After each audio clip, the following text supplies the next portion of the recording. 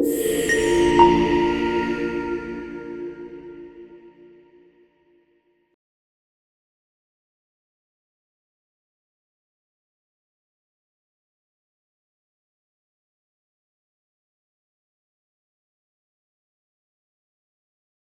días a todos. Creo que la lección de hoy es muy importante, sobre todo para mí porque la van a aplicar conmigo. Me van a tener que perdonar porque andamos un poquito retrasados, pero ya, así como yo perdoné a los que venían lento en la carretera. Vamos a orar y vamos a empezar el día de hoy la reunión, el estudio de nuestro discipulado y pedir que Dios nos ayude, nos guíe en esto que tenemos que aprender. Oramos. Señor, te damos muchas gracias en esta mañana, gracias nuevamente porque nos permites estar reunidos, gracias porque eres bueno, eres fiel, misericordioso y tienes enseñanzas nuevas sin duda cada día para nosotros, para cada uno de tus hijos, para poder aplicarlas los unos hacia los otros. Señor, tú nos has llamado a ser una iglesia, a ser una familia, a vivir en comunidad, a vivir en hermandad. Y sin duda, Señor, es necesario que podamos aplicar muchas de estas enseñanzas para nuestra convivencia cotidiana, Señor, como hermanos. Te agradecemos y pedimos tu bendición para este tiempo y, Señor, que seamos guiados en el estudio de tu palabra, Señor. Te lo rogamos, Dios, en el nombre de Cristo Jesús. Amén. Bueno, pues como hemos visto estas últimas lecciones, últimos pasos de nuestro material, de nuestro estudio, pues se trata de los temas que se aplican los unos hacia los otros. Y pues es importante precisamente porque como hijos de Dios y como miembros de una iglesia, como miembros de un solo cuerpo, estamos llamados a eso, a vivir unidos, a vivir en comunidad, a vivir en una hermandad, en esta familiaridad en la que el Señor nos ha puesto. Ser hermanos implica que tenemos que interactuar los unos con los otros y no solo eso, no solo interactuar. Entonces, si todo se limitara a eso, bueno, pues la sobrellevamos, ¿no? Pero pues hemos estado viendo algunos otros principios, que tenemos que animarnos los unos a los otros, tenemos que servirnos los unos a los otros, tenemos que soportarnos, lo veíamos la semana pasada con Dani, los unos a los otros. Pero dentro de esa dificultad que implica toda esta interacción entre hermanos, pues sin duda que hay roces, sin duda que hay fricciones, sin duda que hay diferencias entre unos y otros. Y pues la lección que hoy nos toca es perdonarnos los unos a los otros. Y se relaciona mucho con la lección pasada, con el soportarnos los unos a los otros, porque si no nos soportamos los unos a los otros, pues tampoco podríamos perdonarnos los unos a los otros. Entonces, al estar estudiando este tema, dije, ¿cómo tratar de ver este tema en una hora y ya hasta menos? Porque es un tema muy amplio, pero pues bueno, gracias a Dios, no todo lo que refiere, lo que concierne al perdón, se limita a un tema de una hora, a un estudio de una hora. Por algo estos temas se pueden ir tratando en diferentes ocasiones, en diferentes sesiones, y hoy vamos a ver un poco solamente de este tema acerca de perdonarnos los unos a los otros. Como dice nuestro material, yo creo que si lo estudiaron, pues más o menos ya traemos la idea. Pero dice Colosenses 3:13, ¿qué debemos hacer cuando tenemos una queja contra alguna persona? Colosenses 3:13 Dice así, eh, soportándoos unos a otros y perdonándoos unos a otros. Ahí es donde podemos ver que se relaciona la lección anterior con esta, de soportarnos y perdonarnos. Soportándoos unos a otros y perdonándonos unos a otros. Dice, si alguno tuviera queja contra otro, ¿qué se tiene que hacer? Dice que se tiene que perdonar. ¿De qué manera? De la manera como Cristo perdona, así en general, no. Es algo más personal todavía. Dice, de la manera que Cristo os perdonó, de la manera que Cristo te perdonó, dice, de esa manera tú también debes, o nosotros también debemos, dice, hacerlo. Así también dice, hacedlo vosotros. Entonces, dice, ¿qué debemos hacer? Dice esta pregunta, ¿qué debemos hacer cuando tenemos una queja contra otra persona? Perdonar, dice, de la manera que Cristo nos perdonó. No solamente de la manera que Cristo amó así en general al mundo y perdonó al mundo hizo su sacrificio para perdonar al mundo. No, tenemos que pensar en algo más personal.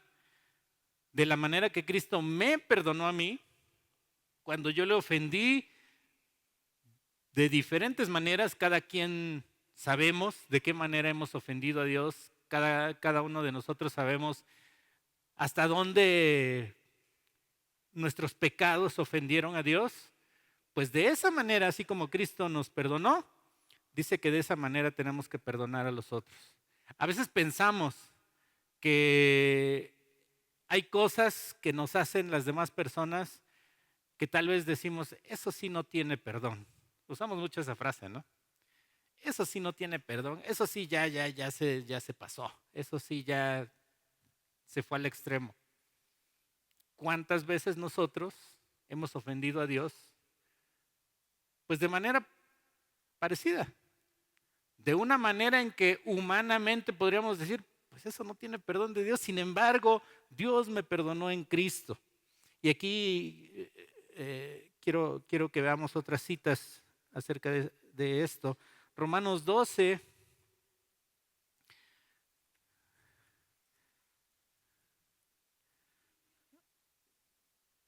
14, dice así, bendecid a los que os persiguen, bendecid, ¿qué dice? Y no maldigáis. ¿Hemos experimentado persecución? Tal vez no como normalmente se conoce la persecución de los cristianos a la persecución de la iglesia. Hay persecución, por ejemplo, en países muy extremistas. Hay persecución de cristianos en países musulmanes, hay persecución de cristianos en comunidades alejadas donde se rigen por usos y costumbres. Pero a veces, tal vez en una muy mínima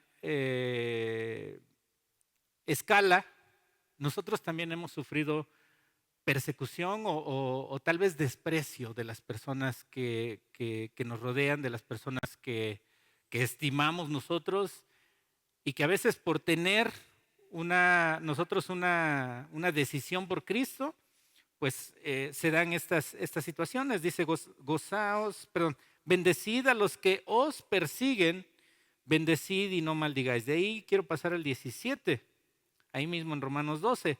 Dice, no paguéis a nadie, ¿cómo? Mal por mal. No paguéis a nadie mal por mal.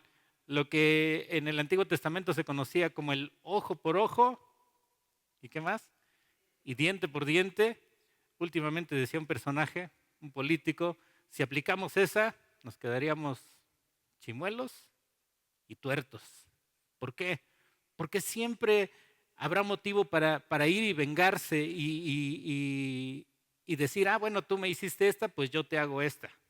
En esta semana se hizo viral, bueno, desde hace 2, 3 semanas, una persona que ofendió a un policía, que insultó a un policía en Ciudad de México y que pues bueno, fue llamada a comparecer ante las autoridades.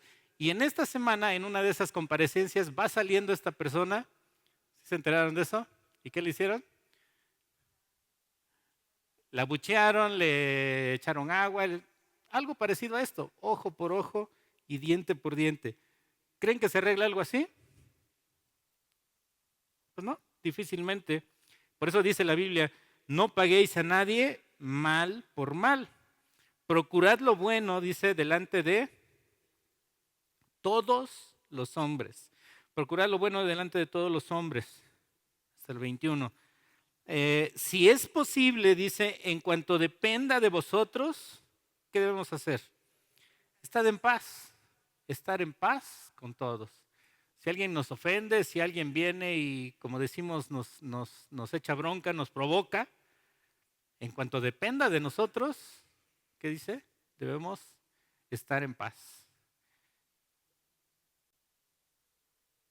En paz dice, con todos los hombres. No os venguéis vosotros mismos, amados míos, sino, ¿qué? ¿Qué dice el 19? No os venguéis vosotros mismos, amados míos, sino dejad lugar a la ira de Dios.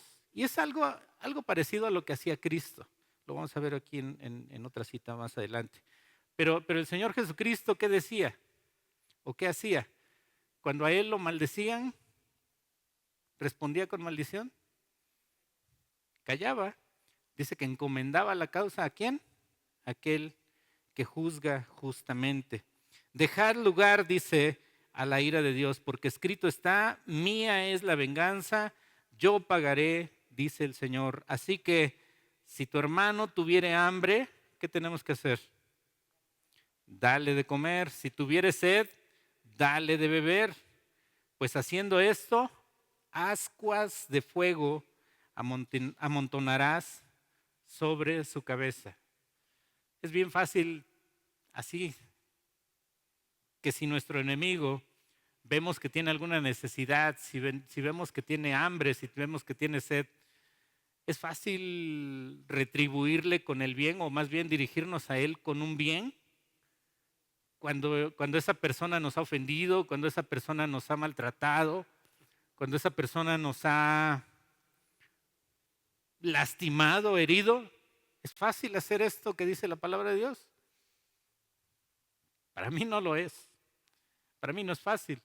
Sin embargo, es algo que muestra un nuevo carácter y es algo que muestra un cambio de vida, una transformación que el Señor ha hecho en nuestras vidas, una obra de regeneración que el Espíritu Santo ha estado haciendo en nosotros. Cuando ya no respondemos mal por mal, ya no respondemos ojo por ojo y diente por diente, respondemos con un bien cuando una persona nos ha hecho mal. Quiere decir que el Espíritu Santo ha estado trabajando en nosotros. Quiere decir que el Espíritu Santo ha estado regenerando nuestras vidas. Ha estado cambiando aquellas actitudes negativas por una muestra de amor. Dice, así que si tu enemigo tuviere hambre, dale de comer. Si tuviere sed, dale de beber. Dice, y haciendo esto, ¿qué sucederá? Ascuas de fuego amontonarás sobre su cabeza. ¿Por qué? Porque esa persona tendrá una incertidumbre de decir, bueno, ¿cómo es que si yo lastimé a esta persona, por qué me está respondiendo con un bien? Tal vez esa incertidumbre le llegue a reconocer al Señor. Haciendo esto, ascuas de fuego amontonarás sobre su cabeza. Y dice 21, no seas vencido de lo malo, sino vence con bien, con el bien, el mal. ¿Sí, hermano?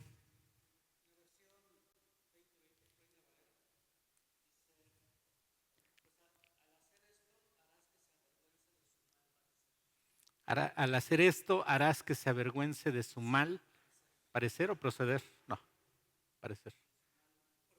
Proceder, ok. Sí, haciendo esto, harás que se avergüence de su manera de actuar, de su mal proceder. Primera de Pedro 2, 23.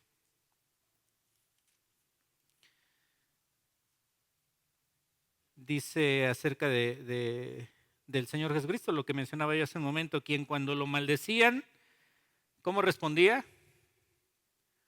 El Señor Jesucristo cuando lo maldecían, no respondía con maldición.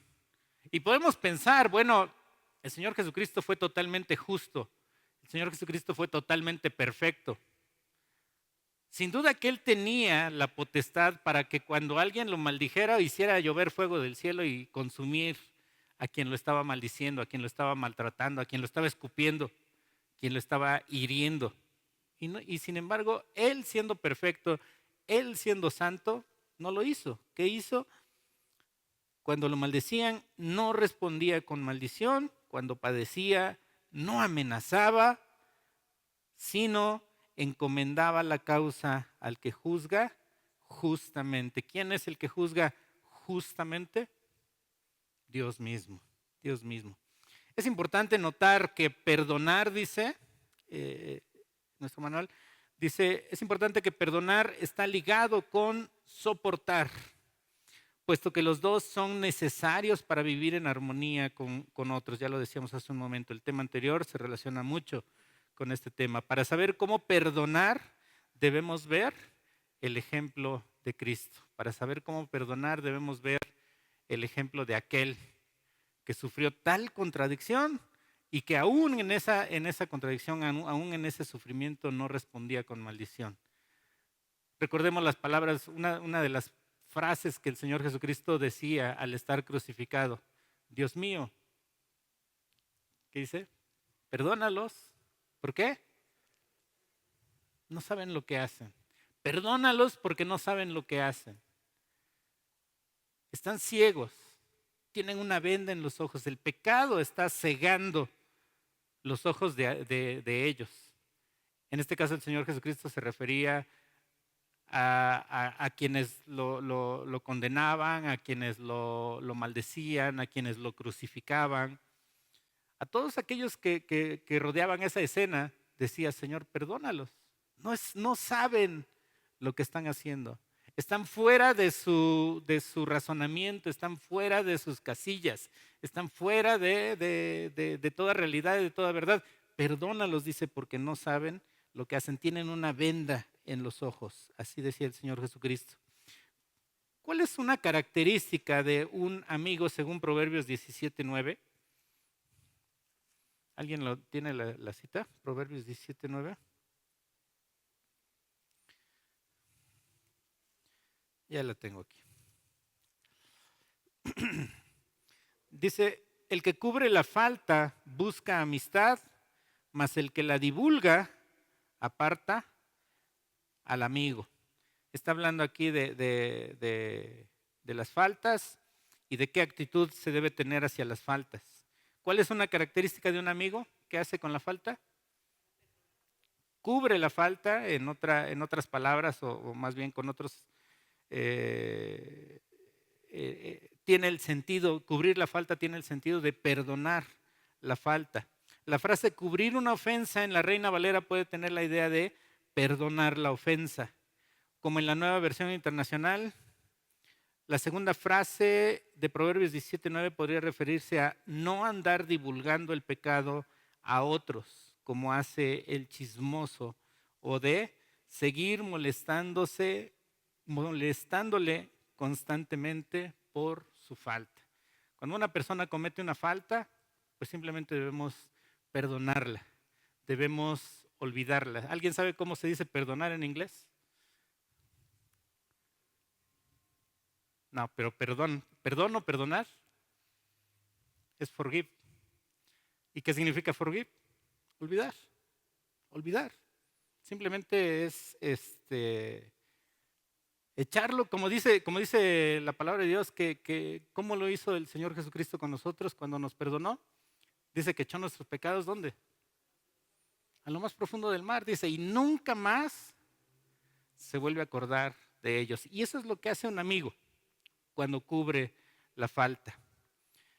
Vemos aquí un cuadro, dice, del pasaje de la mujer adúltera de Juan 8, del 3 al 11, no lo vamos a ver, es un poquito extenso, pero sí tenemos que resaltar ahí, aprendemos que perdonar no quiere decir tolerar o alcahuetear el pecado. Ahí el Señor Jesucristo, cuando interactúa ahí con los fariseos, que ellos se estaban yendo al extremo, ellos se sentían muy justos, se sentían muy dignos y se sentían que tenían la autoridad para ir y señalar el pecado de la mujer y apedrearla. Sin embargo, el Señor Jesucristo aparece y no cayó en el otro extremo de tolerar o de alcahuetear y de decirle, pues déjenla, está bien lo que hace o es cosa de ella. No, simplemente les hizo pensar a aquellos que estaban señalándola, a aquellos que estaban acusándola, les hizo pensar, ¿tú estás libre de pecado? Si lo estás, ándale, arroja la primera piedra. El que esté libre de pecado, dice, que sea el que arroje la primera piedra. Y tal vez eso tenemos que pensar cuando hay una situación, cuando nos enteramos de una situación de que alguien peca, de que alguien ofende a Dios. Siempre debemos pensar, y lo veíamos también en el estudio que estamos teniendo de Gálatas 6:1, que le tocó a mi hermano Beto compartir. Decía que si, ¿cómo dice exactamente? A ver, a lo mejor lo busco para no ser impreciso. Está hablando dice, si alguno fuere sorprendido, hermanos, si alguno fuere sorprendido en alguna falta, eso pasó con la mujer adúltera, fue sorprendida en la falta, dice ahí el pasaje que fue sorprendida en el acto mismo del adulterio, en el pecado. Si alguno fuere sorprendido en alguna falta, ¿qué dice? Apedréenlo. Dice, maldíganlo, dice, condénenlo. Si alguno fuere sorprendido en alguna falta, dice, ustedes que son espirituales, ustedes que son guiados por el Espíritu, ¿qué dice? Oprímanlo y desanímenlo y maldíganlo y todo eso, ¿no? Dice, restáurenle. ¿Con qué actitud? ¿Con un enojo? No, restáurenle con espíritu de mansedumbre. Y dice, considérense a ustedes mismos. Siempre vean en un espejo. Siempre vean a ustedes mismos. Considerándote a ti mismo, dice, no sea que tú también seas tentado, no sea que tú mismo caigas en ese pecado. Tal vez no en ese pecado, pero en algún otro. Y entre los seres humanos somos dados a decir que hay pecados más grandes que otros. Delante de Dios un pecado es un pecado y ya. Una mentira es igual que un adulterio, delante de Dios es una ofensa igual. Y no es que estemos minimizando tal vez el adulterio, no, todos son igual de graves. Nosotros minimizamos, por ejemplo, una mentira. Pero dice, considérate a ti mismo, no sea que tú mismo también seas tentado. Entonces, en la escena de la mujer adúltera, el Señor Jesucristo no toleró, no alcahueteó el pecado. Y no nos enseña eso, a tolerar y alcahuetear, sino simplemente a que seamos justos y que también seamos reflexivos. Y que nos consideremos a nosotros mismos si no estamos también cayendo en un pecado. A lo mejor no el mismo que la mujer adúltera, pero algún otro. El que esté libre de pecado. Ahí el Señor Jesucristo no le decía a los fariseos, el que esté libre de adulterio tire la primera piedra. No. Le dijo, el que esté libre de pecado, de cualquier otro pecado, que sea el primero en que tire la piedra. Después de perdonar a la mujer, ¿qué hizo el Señor Jesucristo? ¿Qué le dijo? Vete, dice, y ya no peques. No peques más. Entonces, esa debiera ser la actitud que nosotros tenemos. Tal vez no de condenar, de una manera tajante, de una manera terminante, sí de señalar el pecado, pero como dice Gálatas, restaurar a aquel que ha sido sorprendido en pecado, considerándote siempre a ti mismo. ¿Qué es lo opuesto al perdón? Tenemos que acelerarle porque se nos va el tiempo. ¿Qué es lo opuesto al perdón que menciona Efesios 4:31? ¿Qué pasa con la persona que no perdona? ¿Qué dice Efesios 4:31? Quítese de vosotros. Ajá.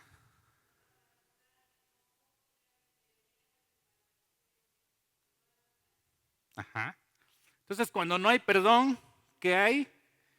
Viene la amargura, viene el enojo, la ira, la gritería, la maledicencia y la malicia. ¿Y estos son frutos o es parte del fruto del Espíritu alguno de estos? No, se parece más al fruto de la carne o los resultados de vivir en la carne, ¿verdad? Cuando no hay perdón hay amargura, enojo, ira, gritería, maledicencia, malicia. Su decisión de perdonar o no determinará el curso de su vida. ¿Cómo queremos vivir nuestra vida cristiana? ¿Que la gente nos conozca por unas personas amargadas? ¿Por unas personas iracundas? ¿Por unas personas gritonas? ¿Maldicientes? ¿Maliciosos? ¿Cómo queremos que la gente nos conozca? ¿Cómo queremos? Y tenemos 3 grupos a quienes dar testimonio. Nuestro primer grupo es nuestra familia, nuestra propia familia. ¿Qué concepto tienen de nosotros? Que somos amargados, que somos gritones, que somos iracundos. ¿Qué concepto tienen de nosotros? El segundo grupo es la iglesia. ¿Qué concepto tiene de nosotros la iglesia? Y en tercer lugar, la gente de afuera, la gente que nos rodea. A lo mejor a veces tenemos 2 o 3 facetas y allá afuera nos conocen de una forma y aquí adentro de otra. Pero no debe ser así. No debemos tener esa doble o triple faceta. Nuestra decisión de perdonar o no determinará el curso de nuestra vida. Los pensamientos de venganza solamente nos llevarán a una calle sin salida que se llama amargura. La decisión es nuestra.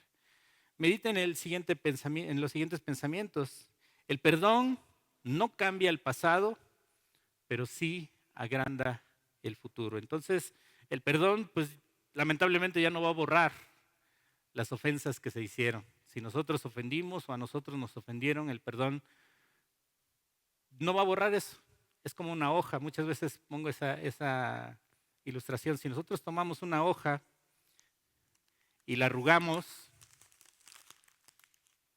la podemos extender y volver más o menos a su estado normal. ¿Pero qué tiene? Las marcas ahí quedaron. Y eso es lo que sucede cuando hay ofensas. Podemos perdonar y tratar de planchar lo más que se pueda esa situación, esa vivencia, pero las marcas ahí quedan, las cicatrices ahí quedan. Después de una herida, ¿qué nos queda? Una cicatriz. Entonces, el perdón no cambia el pasado, pero sí agranda el futuro y nos da una buena oportunidad hacia el futuro. Guardar rencor a alguien es como morir por la picadura de una sola abeja. ¿Qué vamos a escoger? ¿Cuál estilo de vida vamos a escoger? ¿La amargura o la paz? Pero aquí dice amargura o paz. Bueno, el perdón nos debe traer la paz. ¿Sí? ¿O alguien puso que escoge la amargura? A ver que nos expliquen por qué. En Efesios 4:32, Efesios 4:32,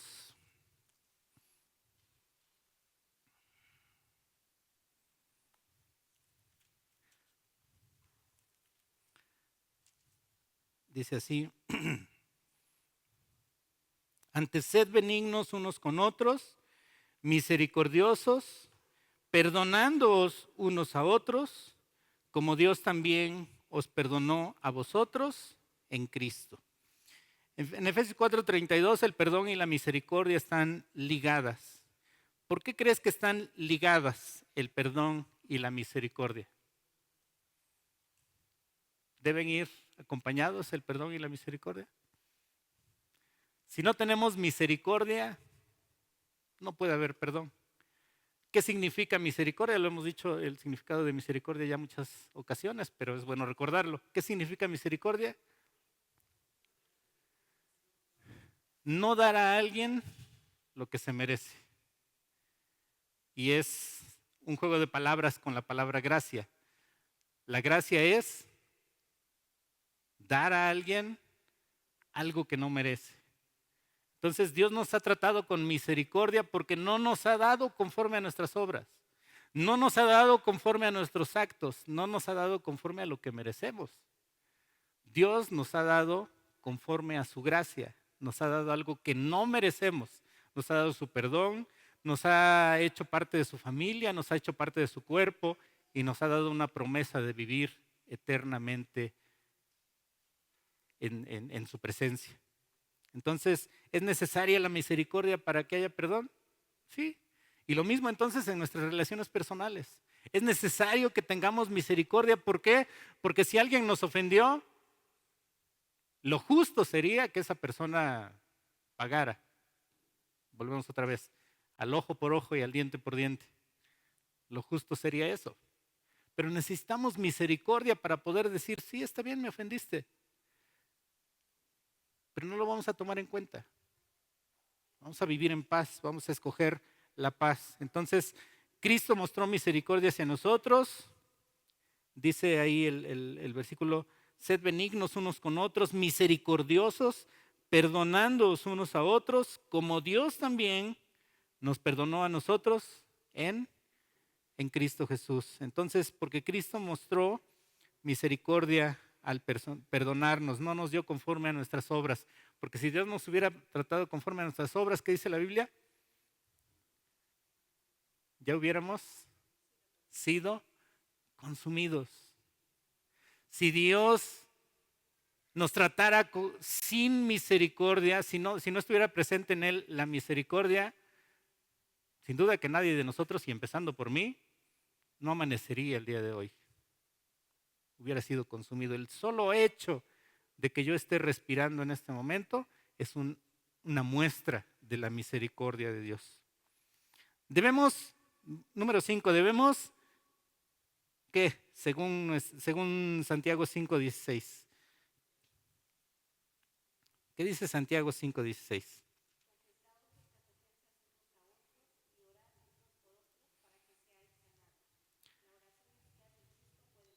Gracias.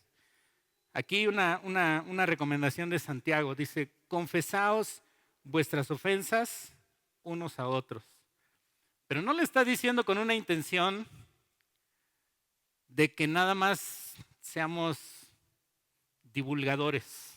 En otras palabras, de que seamos chismosos. No lo dice para eso. ¿Para qué debemos confesar nuestras ofensas los unos a los otros? Dice, confesaos vuestras ofensas unos a otros. ¿Y qué más? Y orad unos por otros. ¿Para qué debemos entonces confesar nuestras ofensas los unos a los otros? Para que podamos orar los unos por los otros. Y para que seamos, dice también más adelante, para que seamos sanados los unos y nos ayudemos a sanar los unos a los otros. ¿Es fácil confesar nuestras ofensas a los otros? No es fácil. No es fácil decir, oye, híjole, hice esto, mentí en esta situación, tomé esto que no era mío, dije esto que era incorrecto y hice esto que no debía haber hecho. ¿Es fácil confesar las ofensas los unos a los otros? No, no es fácil. Pero es bueno para que los demás sepan cuál es nuestro punto débil, cuál es el pie del que cojeamos y puedan orar por nosotros o podamos orar los unos por los otros. Por eso dice, confesaos vuestras ofensas los unos a los otros y orad unos por otros. Es Santiago 5:16. Orad unos por otros para que seáis sanados. Dice, la oración eficaz del justo puede mucho. Confesar nuestros pecados a otros no es fácil, lo dice aquí. Algunos obstáculos pueden ser el temor a ser regañado, nuestro propio orgullo, temor a que sus faltas sean divulgadas a otros, etcétera. ¿Qué otro impedimento hay para que confesemos nuestras faltas los unos a los otros? ¿Qué opinan ustedes? ¿Qué pusieron ahí? ¿Cuáles son los obstáculos para poder confesarnos las faltas los unos a los otros? Igual el confesar las faltas entre hermanos, entre hermanos en Cristo, sirve para que eso mismo nos cause vergüenza. Oye, hice esto. Y el estarlo confesando y el estarlo diciendo, y sobre todo también confesarlo delante de Dios, sirve de que nos avergoncemos de nuestro mismo pecado. De que podamos pensar, ¿fui capaz de hacer eso? ¿Hasta ese punto he llegado? Pues sí, fui capaz. Pero precisamente el confesar sirve de que nos avergoncemos, de que nos podamos avergonzar en el momento de confesarlo y podamos pensarlo para la próxima. No, yo creo que ya no lo voy a hacer porque no me gustaría que la gente sepa que estoy cayendo en lo mismo que ya había cometido. Una característica que hace difícil el perdón es un espíritu de crítica. ¿Qué dice la Biblia al respecto? Romanos 2:1.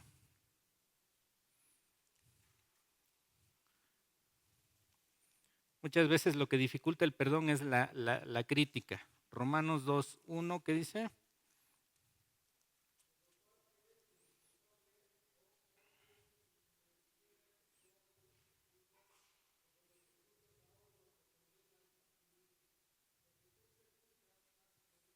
Ok.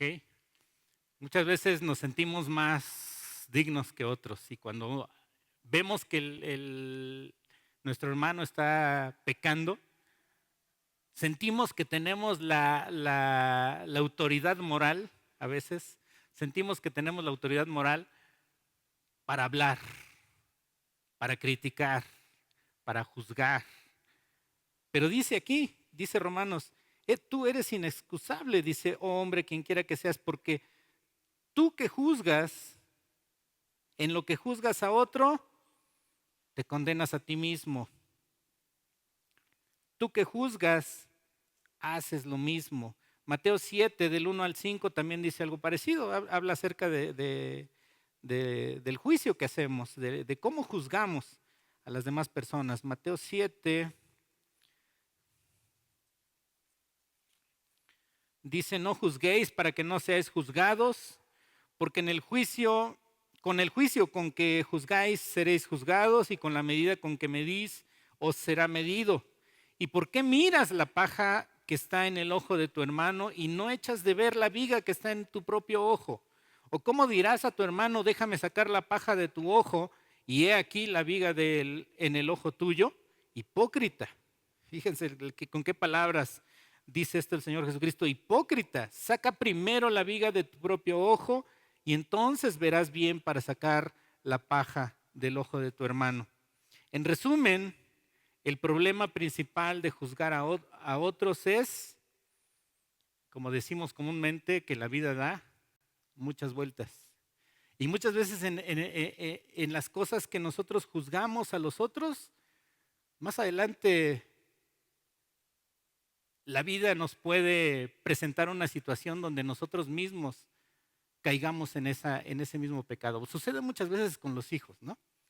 A veces cuando no tenemos hijos, decimos de los que sí tienen hijos, es que debería hacerle esto, debería meterlo en disciplina, debería ponerle reglas, debería hacer esto y debería hacer lo otro. Y cuando ya tenemos nuestros propios hijos, ¿qué sucede?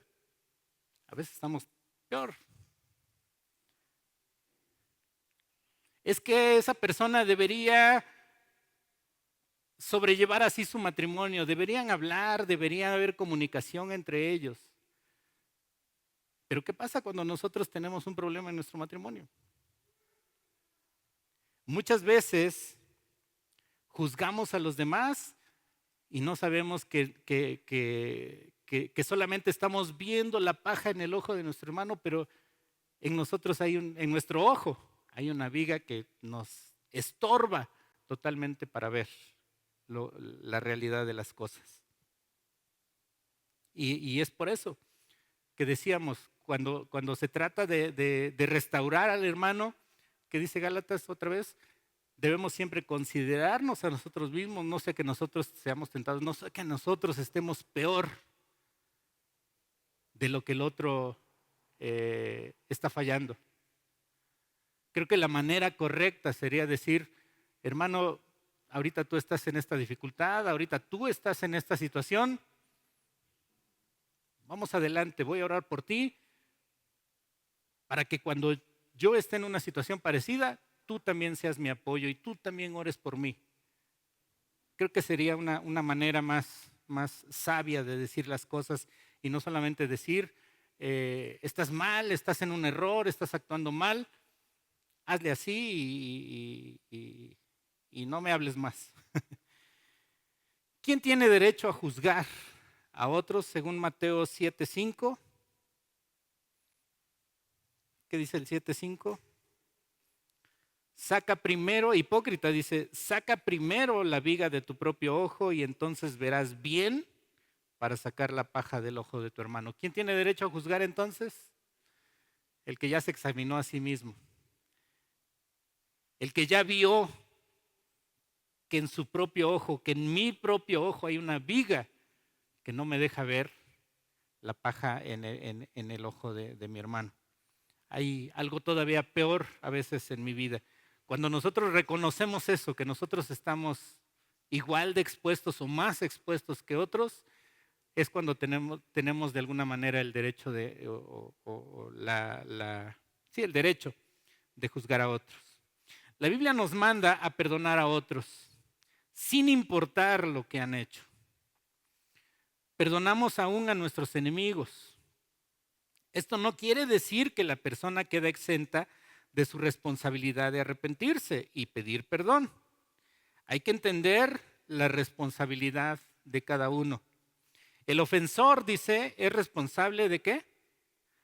De arrepentirse y de pedir perdón. Pero ¿qué pasa? Y aquí me quiero detener un poquito. ¿Qué pasa cuando el que nos ofende no se arrepiente y no pide perdón? ¿Qué pasa entonces? ¿Tenemos derecho entonces a no perdonar? Si el que me hirió, ¿cómo? Tenemos que pasar por alto. Y pasar por alto es perdonar precisamente. Tenemos que perdonar muchas veces, aun cuando el que nos ofende no se ha arrepentido y no ha pedido perdón. Porque la Biblia nos enseña eso, que debemos perdonar a las personas todas las veces que nos ofenden. El apóstol Pedro se acerca al Señor Jesucristo y le pregunta, ¿hasta cuántas veces tengo que perdonar a mi hermano? ¿Hasta 7? Le pregunta. ¿Y cuál es la respuesta del Señor Jesús? No te digo hasta 7, sino hasta 70 veces 7. 490 veces al día tenemos que perdonar a nuestro hermano. Ya si nos viene a ofender en la 491, ahí sí ya no. No, ese es lo que dijo el Señor Jesucristo, es para dar a entender que todas las veces tenemos que perdonar. Si son 500, si son 1000 veces, tenemos que perdonar aunque la persona no se arrepienta. Ahí tenemos que proceder también de otra manera. Cuando el que nos ofende no muestra arrepentimiento, el que nos ofende no nos pide perdón, ¿qué tenemos que hacer? por salud propia, por seguridad propia, tenemos que tomar cierta distancia de ese ofensor. Estaba pensando en una ilustración para esto precisamente en la semana. Sí saben sí saben el juego de la piñata que normalmente se hace en las fiestas, ¿no? ¿En qué consiste la mecánica de romper una piñata? ¿Nadie sabe? ¿Nada más Adrián? Pegarle a la piñata. ¿Con qué? Con un palo. ¿Pero qué tenemos que hacer con el que le está dando a la piñata? Vendarle los ojos. ¿Y qué tienen que hacer los otros? Marearlo. ¿Qué más? Ajá. Dirigirlo, pero también alejarse. Entonces, el que está dándole a la piñata tiene los ojos vendados. Y si alguien se acerca y le toca un palo, ¿qué tiene que hacer? Alejarse. ¿Por qué? Porque todavía apenas va en el de ya le diste una y todavía le tiene que seguir dando. Ya le diste dos, ya le diste tres y tu tiempo se acabó hasta entonces. Y ahí vamos a estar todos mientras dura el juego. Pues no, es algo parecido entonces cuando una persona nos ofende. Le está pegando a la piñata, tiene un palo, le está pegando a la piñata, pero tiene los ojos vendados. Y recordemos las palabras del Señor Jesús. No sabe lo que hace. ¿Por qué? Porque tiene los ojos vendados. Y mientras está en ese momento de darle a la piñata, corre el peligro de que nos vuelva a pegar otra vez. Si ya nos pegó una, nos puede pegar dos y nos puede pegar tres hasta que su tiempo se acabe. Entonces, es algo parecido. Estaba yo pensando en eso. Cuando una persona no muestra arrepentimiento y no pide perdón, nosotros tenemos que perdonarlo en automático, decir, pues ya te perdoné, no hay problema. Tal vez no se lo pueda uno decir personalmente porque no se presta la situación. Pero en nuestro corazón ese perdón tiene que efectuarse. Ya lo perdoné, pero me alejo. Mientras tiene los ojos vendados, él no está viendo que ya me ofendió. Mientras tiene los ojos vendados, él piensa que está bien. Mientras tiene los ojos vendados, mientras tiene los ojos cegados por el pecado, por su propio orgullo, por su propia manera de pensar, esa persona está propensa a que nos ofenda muchas más veces. Entonces,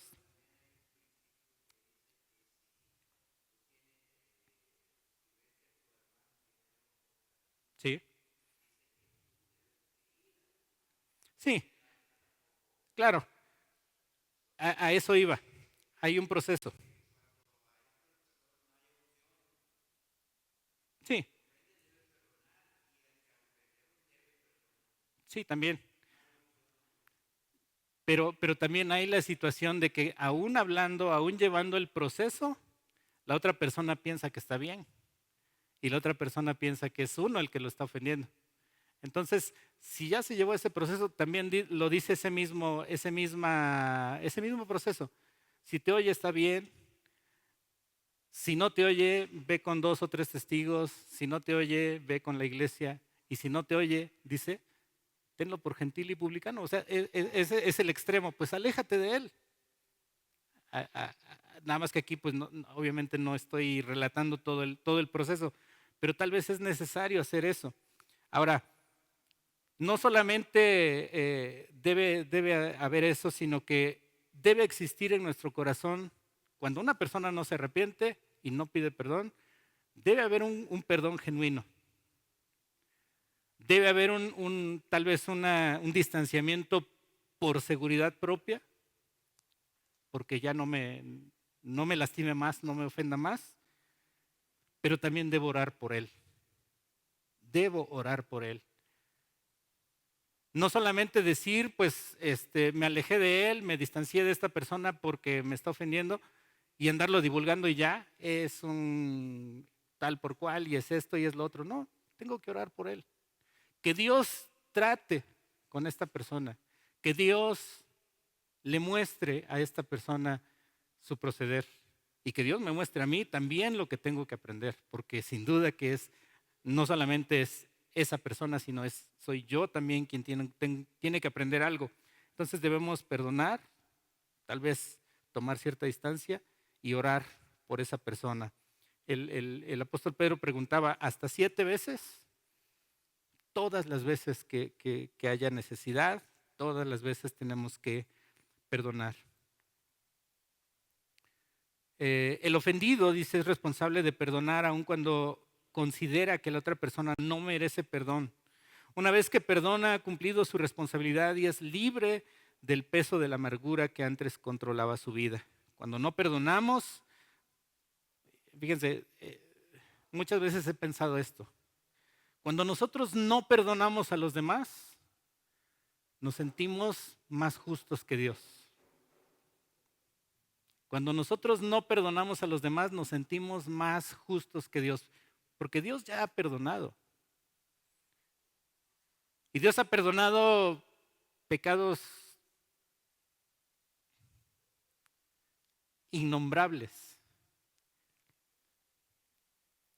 Y en Dios la ofensa es todavía más terrible. ¿Por qué? Porque Él es 100% santo. Él es puro.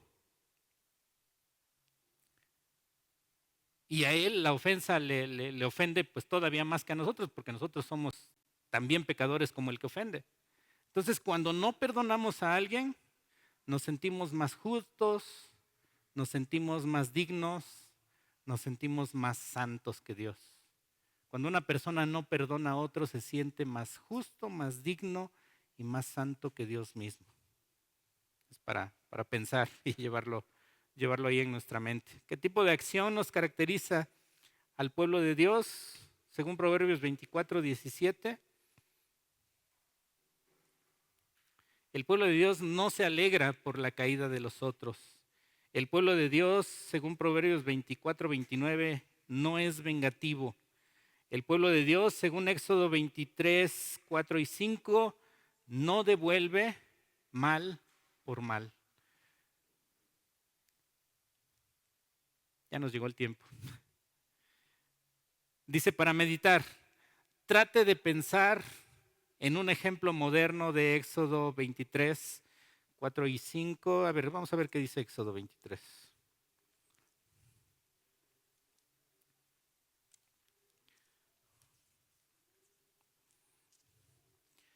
Veintitrés, 4 y 5 dice, si encontrares el buey de tu amigo, si encontrares el buey de tu enemigo o su asno extraviado, dice, vuelve a llevárselo. Si vieres el asno del que te aborrece caído debajo de su carga, ¿le dejarás sin ayuda?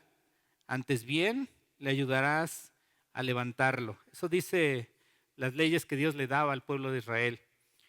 ¿Cómo podemos pensar en un ejemplo moderno, en un ejemplo de nuestros días? Hoy las personas con quienes interactuamos ya difícilmente tienen bueyes o tienen asnos. ¿Cuál sería una aplicación para nuestros días, un ejemplo para nuestros días?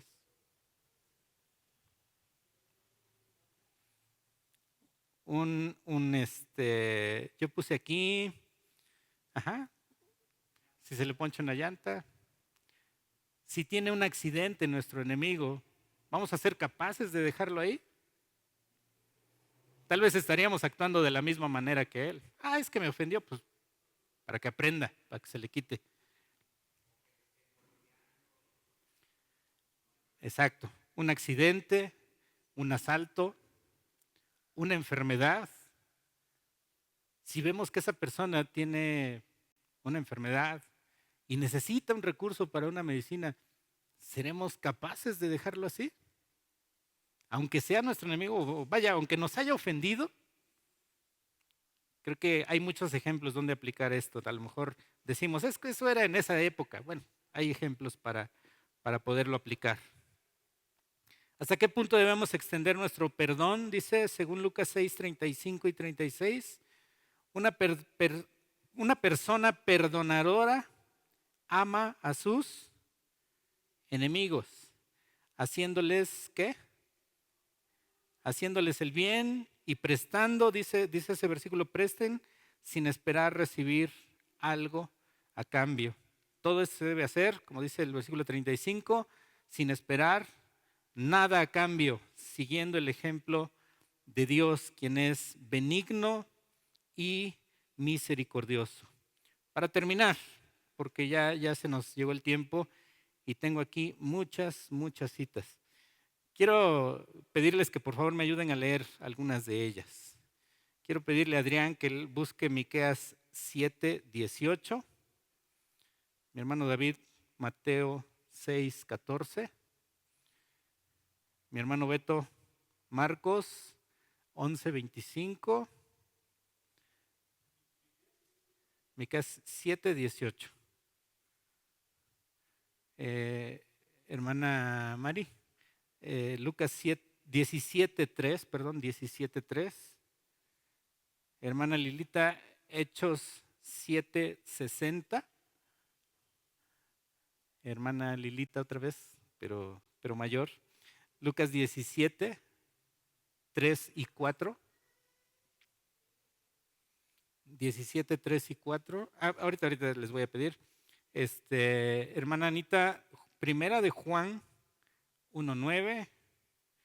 Hermano Roberto, Salmos 86:5. Hermana Sonia, me faltó ahí, Salmos 103:3 y el 12 también, Salmos 103:3 y 12. Aquí me faltó la hermana Edith. Miqueas 7:19. Ahora de este lado, Elo, por favor, Hebreos 8:12. Alan, Hebreos 10:17. Mi esposa, Isaías 1:18. Eve, Mateo 6:14. Y Mari, por favor, Santiago 5:16. ¿Sí todos captaron? Ajá. Sí, por favor.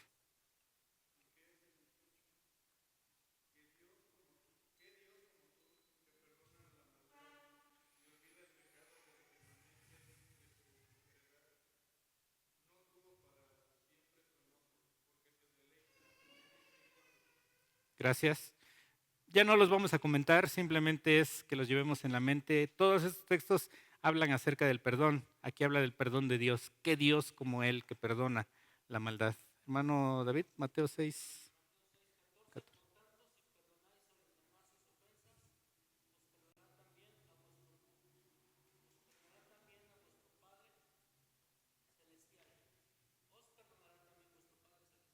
Ok. Marcos 11:25. Sí.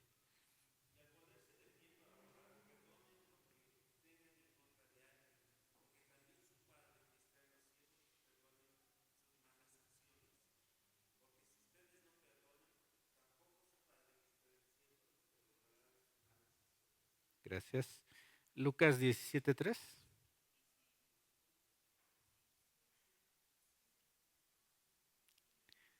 17:3.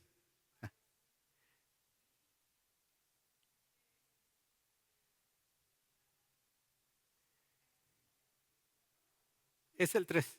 17:3. Ajá.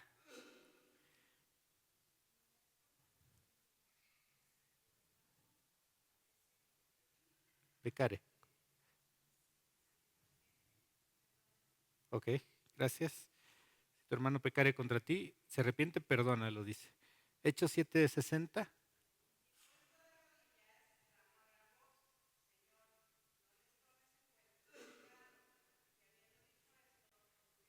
¿De quién está hablando?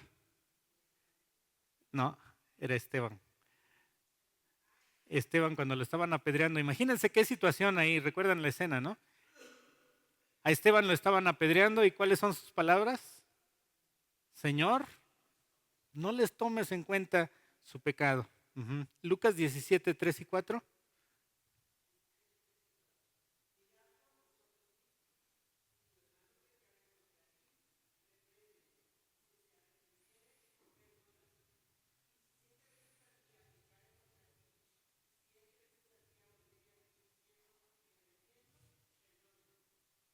Muy bien, gracias. Primera de Juan 1, 9.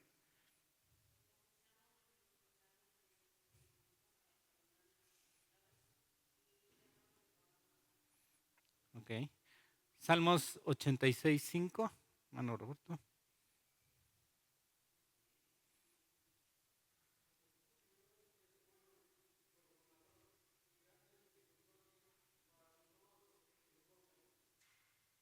Gracias.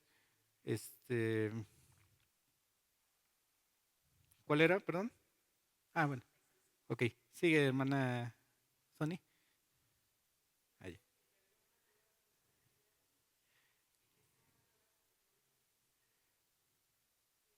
12.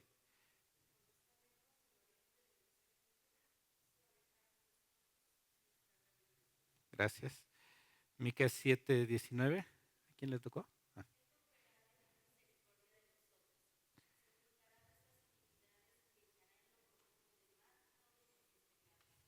gracias. Hebreos 8, 10, 8, 12.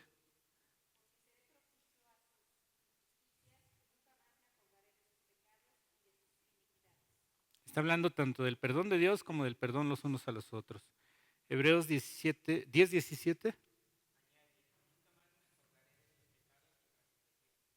Muy bien. Isaías 1, 18.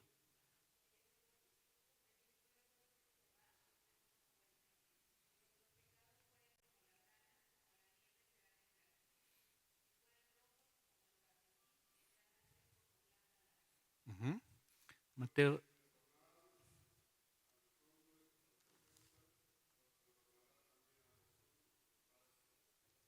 gracias. Y Santiago 5, 16.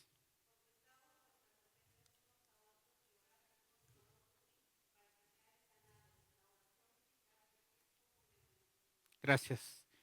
Pues espero que podamos llevar esto en mente, irlo meditando y que podamos pedirle a Dios que si nos cuesta esta parte del perdón, del perdonar los unos a los otros, tanto del pedir perdón como de perdonar a nuestro ofensor, pues que el Señor nos ayude y que el Señor nos guíe para poder hacerlo. Vamos a ponernos de pie, vamos a orar. Señor, te damos gracias por este tiempo que nos has dado y por esta lección que tú nos enseñas. Señor, porque es muy importante para nuestra vida en familia, en comunidad, en iglesia. Es muy importante el poder saber cómo actuar cuando hay una ofensa de por medio. Ayúdanos, Señor, a ser sensibles, a ser humildes, a reconocer que muchas veces ofendemos a nuestros hermanos y te ofendemos a ti y es necesario pedir perdón. Y también cuando a nosotros se nos ofende, Señor, es necesario que seamos sencillos, sabiendo que nosotros mismos no somos dignos del perdón con que nos has perdonado, pero aún así lo has hecho. Y de esa misma manera tenemos que perdonar a quien nos ofende. Te agradecemos, Señor, porque nos enseñas esto y pedimos que tú nos lleves, que lo grabes en nuestra mente y lo podamos llevar en nuestra vida cotidiana y sobre todo lo podamos aplicar, llevar a la práctica. Te agradecemos por este tiempo, pedimos que tú nos sigas ayudando, dirigiendo en todo lo que hemos de hacer. Te lo rogamos en el nombre de Cristo Jesús. Amén. Pues hermanos, tenemos 17 minutos para nuestra siguiente reunión. Descansen por favor un rato.